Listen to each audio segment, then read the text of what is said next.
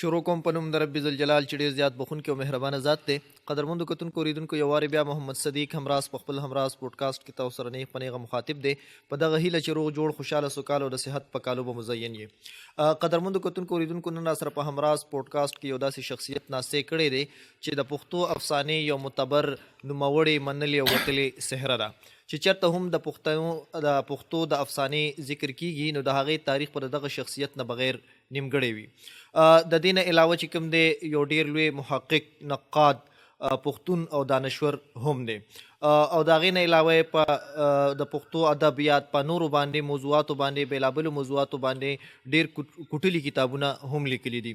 الله تعالی ورته د ژبې لوی حلاوت، بلاغت، فصاحت او په هغې کې د کمال ندرت او د فکر قدرت ورکړی دی.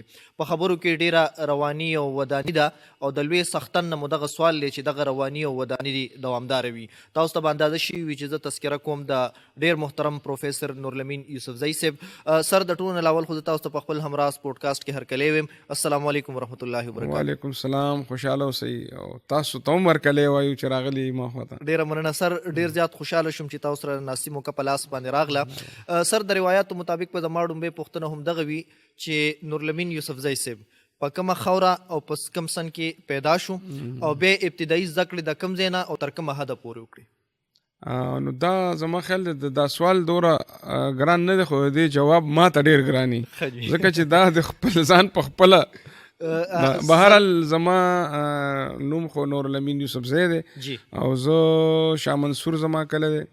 شاه منصور چې دی نو دا د تقریبا دی وخت 20,000 آبادي ده او دا د صوابۍ یو تاریخي کله دی چې د ملک شاه منصور بابا په نوم باندې دی د یوسفزو چې کوم مشر نو د ملک احمد د تره زوی یو چا په مشرۍ کې چې موږ دوباره دلته راغلي یو نو دا شاه منصور چې دی دا زما کله دی دلته ما پرایمري پورې سبق ویلی دی بیا مې زیده کې لسم کړی دی بیا مې د صوابۍ کالج نه 14 کړی دی او بیا مې د پېښور پوهنتون نه چې دی نو په اردو او پښتو کې ماسټر کړی دی بیا مې د کشمیر د یونیورسټۍ نه دغه کړی دی په ایجوکیشن کې ایم ایډ کړی دی او بیا مې د علامه اقبال اوپن یونیورسټي نه په علامه اقبالیاتو کې ایم فیل کړی دی چې ما تر اوسه پورې پټ ساتلی دی مې ځوانۍ کې کړی دی. صحیح.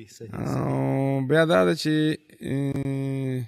استاد هم په سکول کې نو زه چې کله دلته کې د هیډ ماسټر وم نو بیا ما ته زما دوستانو ډاکټر وحید صاحب او عباسي صاحب وایي چې یاره ته راشه اسلامیه کالج او پېښور پوهنتون ته دا شاګردان او شاګردانې تا غواړي نو بیا ما پریمیچور ریټایرمنټ واغسته او یو 8 کاله مې په یونیورسټۍ کې یو ول مې په پېښور پوهنتون او اسلامیه کالج دواړو کې خو چې زما خوش قسمتي وه چې ډاکټر وحید زر ریټایر شو نو بیا زه ما باندې کار کم شو بیا صرف اسلامیه کالج.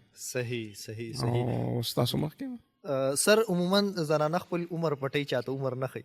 تاسو هم ماته د خپل سنې پیدایش حوالې سره ونه وایئ چې تاسو په کوم سن کې زما د پلار چې زمونږ کوم لیکلی نو هغه خو 21 جون 62 دی یعنی 21 جون 1962 او په سرکاري سند کې چې دی نو 25/9/63 دی یعنی د ستمبر 25 نیټه ده 1963 د یو مطابق زما عمر 61 کاله جوړېږي او د دې بل 62 خو حقیقي عمر زما 62 کاله ده. صحیح. او دا پښتني ښځو کې دا نرګسیت ته چې هغوی عمر کم یادوي خو په پښتنو سړو کې دا نرګسیت ته چې دی عمر هم خپل ډېر یادوي صحیح.